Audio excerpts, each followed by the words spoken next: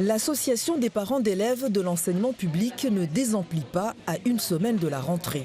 Plus de 200 personnes sont reçues ici par jour pour récupérer 10 manuels scolaires, moyennant 45 € de location et de frais d'adhésion annuels. En coulisses, une grande organisation logistique s'impose.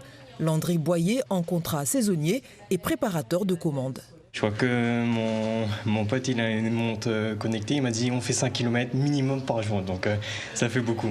40 000 livres sont à gérer, avec cette année une part d'inconnus.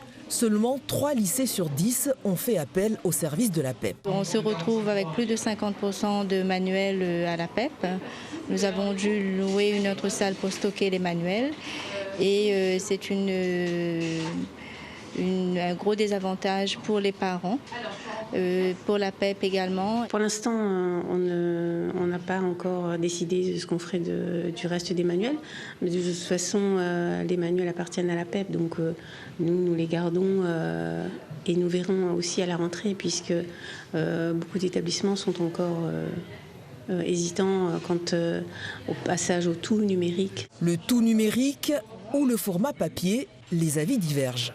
Je préfère en papier parce que c'est plus simple et j'ai pas besoin de chercher en scrollant. En ligne, c'est mieux. C'est mieux. Au moins pour les papiers, l'écologie et tout, c'est mieux. La présidente de région a tranché le débat avec la mise en place du Numérisac il y a 2 ans.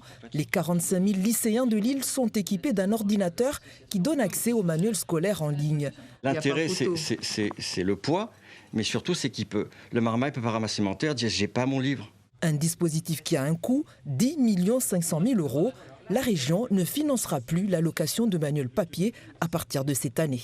C'est pas une histoire de bascule, c'est une histoire de vivre aussi, avec son temps. Et vivre avec son temps, c'est aujourd'hui le Numérisac. Et c'est aussi mis à disposition des enfants de manière gratuite. Ce problème de livres qui restent sur leurs bras, eh bien, c'est à eux de militer pour aller voir dans les lycées les CDI qui en veulent. À défaut de solution de reprise, que va devenir le stock de manuels scolaires de la PEP? Les équipes sont dans l'expectative.